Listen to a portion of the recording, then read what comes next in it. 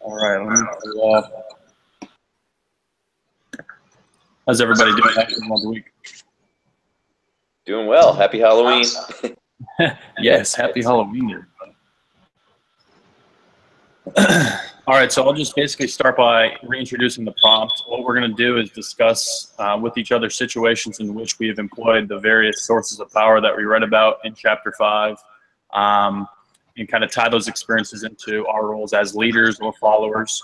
And then finally, we're going to discuss ways in which cultural difference may influence the way we interact with and employ power. So initially, when I started reading about sources of power, the first thing that stuck out to me was coercive power. So I just want to go down the list of ways that I kind of see examples of these in my life. Coercive power is kind of based on the ability to give punishment or negative reinforcement to kind of make someone try to perform better. And I think in my life, in my career specifically, they give promotions or demotions based on our performance. So there's, any point in time a coach can come up to us and say, hey, if you don't start, pitching better, if you don't start performing better, you're going to be sent back down to maybe a lower level. And that could be, the worst thing that can happen to your career, just based on, maybe, you start from going, gradually, going up through the ranks of minor league baseball to Major League Baseball, and you kind of get told that you could be sent down. So I think that's an example of coercive power where, they could either make you perform better or make you perform worse. Going down the list, I didn't really have too much connection to reward, power. I think obviously there's a little bit of an example that I could tie to, but I'm more so, I more so correlate to expert power in that, I'm not necessarily considered an expert in my field, but to some, they would really, consider me a professional at what I do based on just my job title being a professional baseball player. So when people, younger kids, come up to me and ask me questions, it's really, coming up to me and knowing or thinking that I'm an expert. So it puts me in a position of power to be able to influence, those kids or those people that really feel like I have, some advice to bring to their group or to themselves.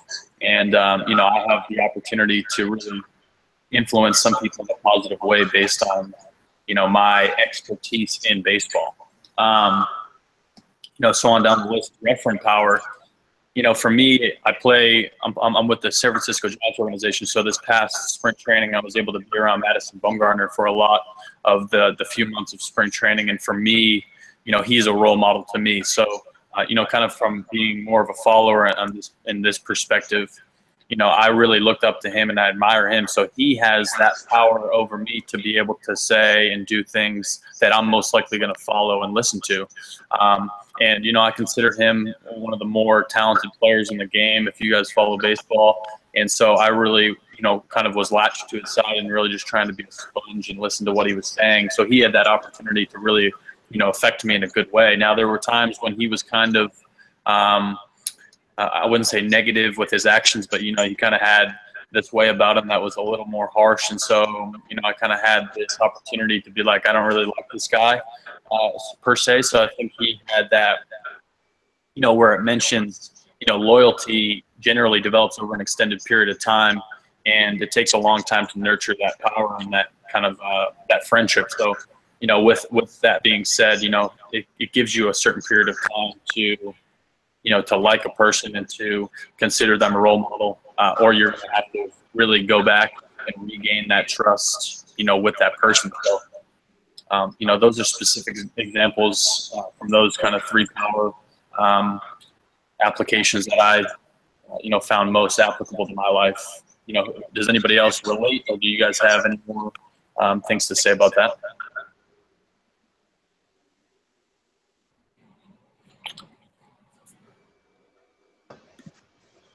Well, I definitely can see exactly how all three of those things do interact. I've had some very similar situations, specifically in regards to referent power. I've been a person who's been in that position, but I've also been a person who has, been at a point where I was more of a follower to that type of power.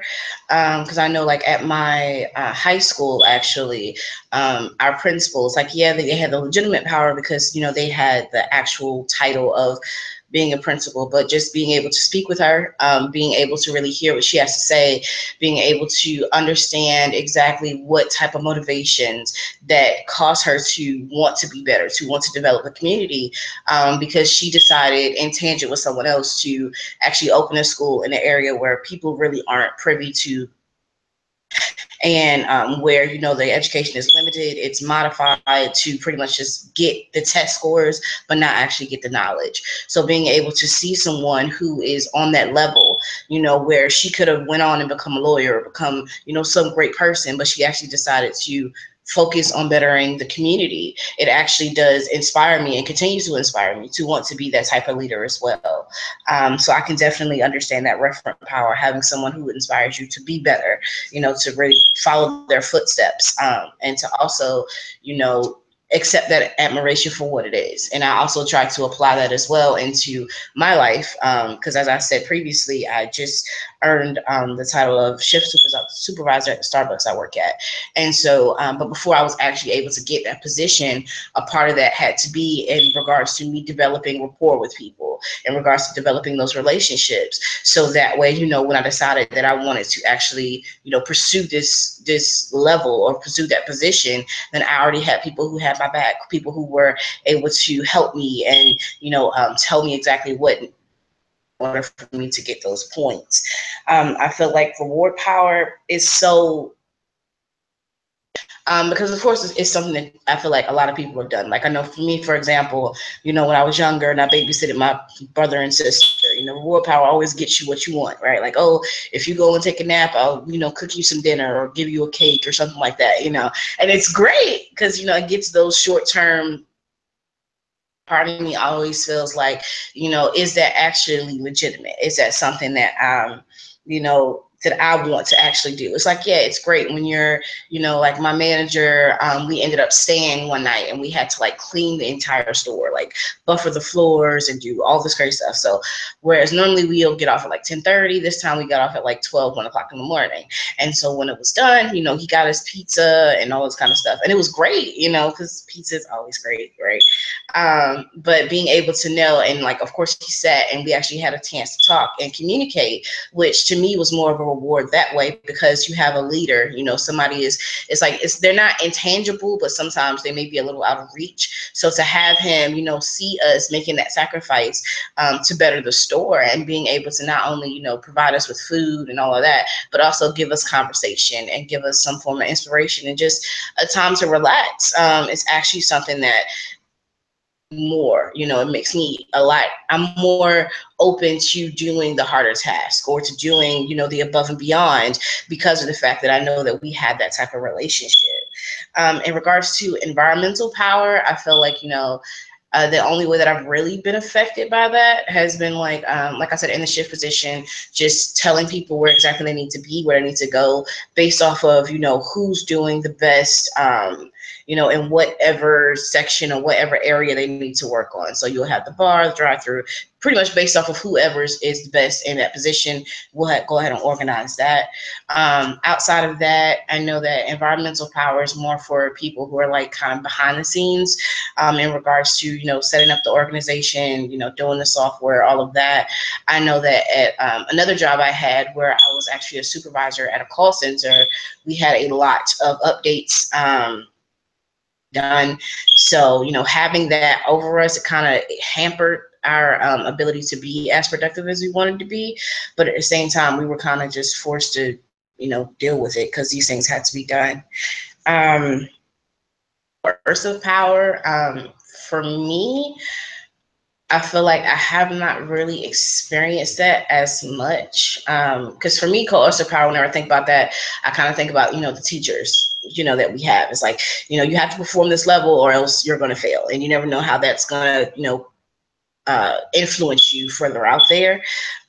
So those have been my various experiences with that, with being a leader in the referent power, but also a follower as well to several others. So yeah. Anybody agree, disagree? Yeah, absolutely. Because back when I was in high school, I was a senior leader for my gym class. So a lot of that had to do was kind of like teaching like the referring power method or whatever, because it's all about being a role model. So like I basically be the senior leader groups in the gym class. What they would do is you would basically be with a freshman gym class, and you would kind of just like hang out with them and like, you know, help them like socialize, because it's their first year in high school, and you kind of like just get them ready for not ready for high school, but just ready for like just being social and stuff, I guess, like that, and like participating in everything and not feeling like scared to be yourself kind of stuff. And so like there was a big part of like, I started figuring that out in high school with that kind of leadership.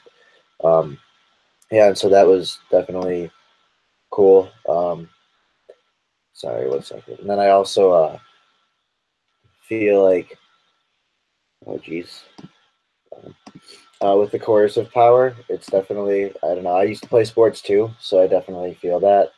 What Tyler was saying, just a lot of it was this few missed. I played soccer for about 17 years, and so with that, it was like if you missed a shot or if you were playing defense and you messed up and let your guy get by, you would have to run an extra lap or do an extra 10 push-ups or do something, and it was kind of just like a way to like make you, I guess, like just get used to the reactions and stuff like that, so that way it's like drilled into your brain, so that way you don't kind of like the just so it's drilled in your brain, so you don't want to do it again and everything like that.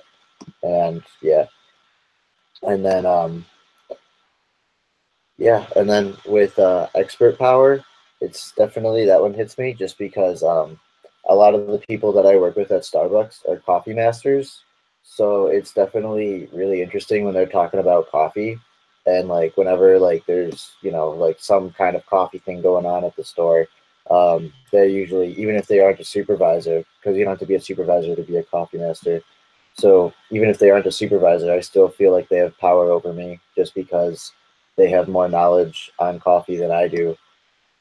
And so it's yeah, that's how I feel about those. I don't know if you guys agree or not.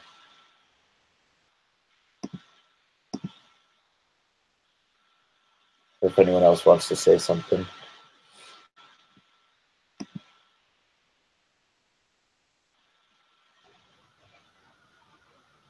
All right. Well, I definitely do. You guys, can you hear me? Okay. Well, I definitely do agree with you guys and see exactly where you're coming from. I know specifically in regards to Starbucks, in regards to expert power and information power as well. Like you're pretty much, regardless of starting or even, a couple years in, you're always going to meet someone who's more experienced, who knows more about coffee, who knows more about the customers, who knows more about, the policies that are going in.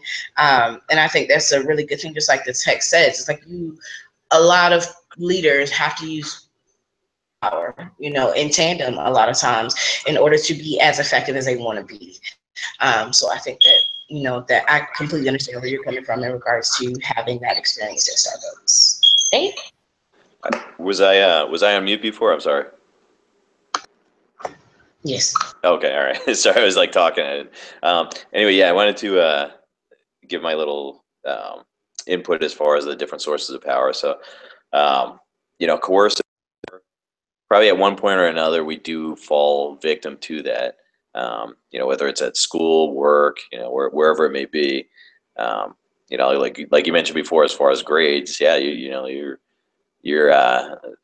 I wouldn't necessarily say a victim of that, but that's you're subject to how you're graded as far as your performance. Um, Actually, my wife, she recently told that they're going to be reducing her salary, and they had such a banner year last year that they felt like, oh, we're giving too much money out. So now they feel like, well, if we're giving too much money, we might want to cut back on that. Not give you too much. Um, and then like reward power, a lot of this, what I have to say is pertaining to me being like like a father, a dog owner, an employer or employee rather.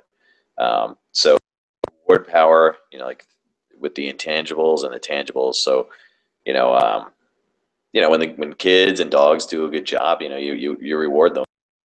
Um, And then I had worked at a company previously years ago that you increased your numbers at least 10%, you received a bonus that was pretty much equal to a month's worth of your commission.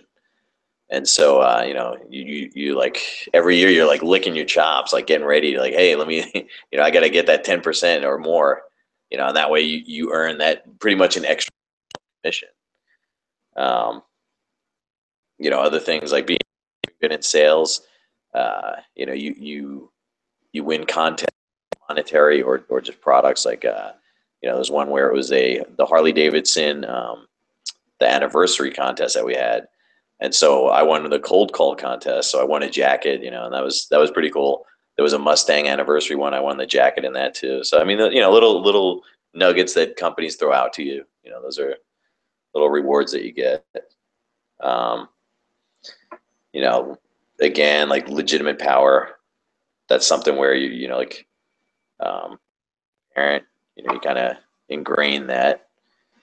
The expert power, that for me, that's more, you know, like I've been more of a subject to that. So like, you know, say a doctor or something like that, where they've got the credentials, you know, you're going for the advice, for their expert advice. You know, so that's something there. And then referent power.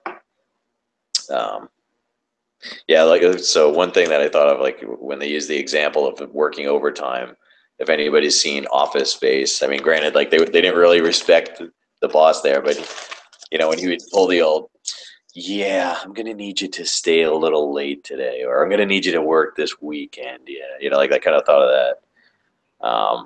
And then Amber, as far as you, like when we're looking at the ecological power, you know, like the you know, you've been like the technology master. So, you know, like I was thinking about you about that. And also as far as information power, you know, being in sales, and then with Amber being in PR and everything. So that's, you know, those are just things that from that. So if anybody else has anything to say there. Yeah, I think it's really interesting how all of our sort of different backgrounds, you know, have their way of connecting with each other, even though we're all sort of in different, you know, fields aside, you know, from Stephen and Amber, you know, both being, you know, working at Starbucks and so on. I think it's just really cool how everybody has, you know, sort of different, you know, life experiences with these sort of examples of power, but they all do have their, you know, ways of connecting as well. So I think that's really cool.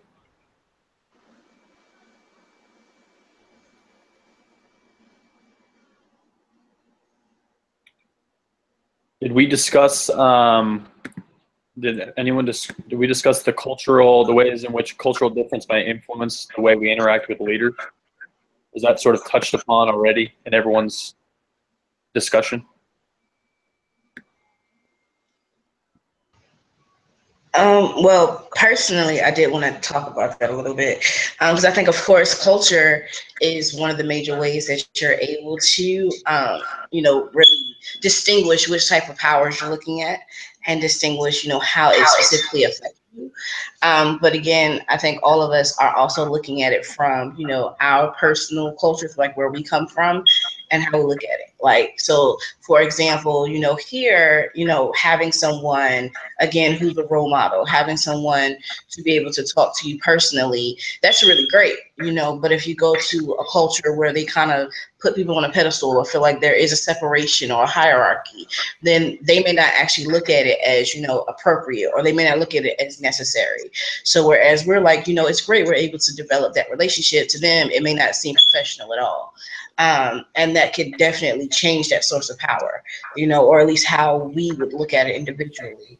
I think it's the same way, you know, like, because in masculine cultures, you know, like when Dave was talking about how, you know, I kind of took the initiative, that necessarily wouldn't be seen as a positive thing, you know, to some people, because of the fact that, you know, I'm a woman. And so they're like, the first assumption would be that all of you guys, or one of you guys, would have taken the initiative, and for me to do so could be seen as emasculation, I guess. So those are definitely ways. But again, it's also towards, right now, as we do it weekly, we expect certain results. We have certain expectations for right now. But let's say if we were in this class for a year or whatever, and we're building up to this great thing, it's like we would be looking over more long term versus more immediate responses. Does that make sense? Yeah, absolutely.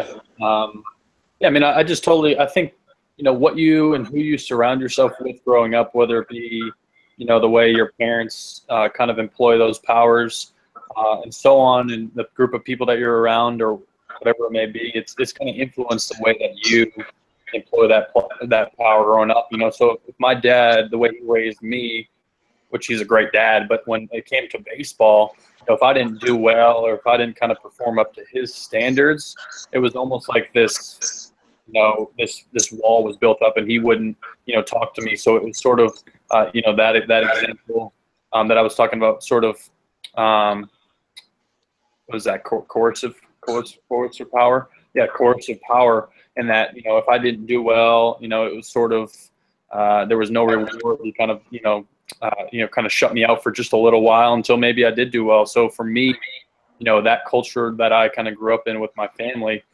I don't want that to be, how I lead, because I didn't think it was a healthy, leadership, or not a healthy way of showing power, in my life. So I think it's, it's both, good thing and a bad thing. When you grow up around it, you either learn, to not be that way and kind of understand what may be a better way of showing that power, or, you just kind of fall into that, same trap, and you fall into the same tendencies, and that's how you use that power as well. Absolutely relate to that, because when I was playing soccer, my dad was actually my coach, so it was the same thing, kind of, where if I didn't, do well at practice, even I would get it when I would hear about it when I got home, and it was more of like, instead of shutting me out, he would actually get pissed and stuff that I didn't do well in soccer, and basically saying that I need to be a leader, and so just I was trying to basically do the opposite of him with like the coercive power kind of thing, and do like more of the reward power. So like I would like when people on my team would do something good, I would like try to congratulate them or do something like that, like give a high five or just make them feel good about themselves and stuff like that. And just taking that into leading as I am now. That's great. Yes, I think as far as your overall, our overall leadership communication, it's the pieces of the puzzle. So it's your, like whether you're looking at your, your age, gender, the race, even the work that you do, the hobbies you do, all that together, kind of, and your, your past, your present, everything that fits that puzzle kind of forms whether, like your, transformational, transactional, or, whatever type of leader you want to call yourself, and the different types of power that you use in implementing that leadership. So that's, kind of the way that I see it. Yeah, that's great. Really appreciate everyone's input. I mean, it was it's great to kind of, I think we're all being very transparent with personal experience, with things that we do, that we see other people do. So it's great to kind of, be involved with a group who's, very transparent and open about their experiences. That can make it helps everybody grow, understand kind of their background and where they're coming from even more. So I thought this was very productive. And if anyone else has anything to add, you can add it now. If not, I can stop the broadcast and we can continue discussing anything further that we need to discuss. Thanks a lot. Absolutely. All right, so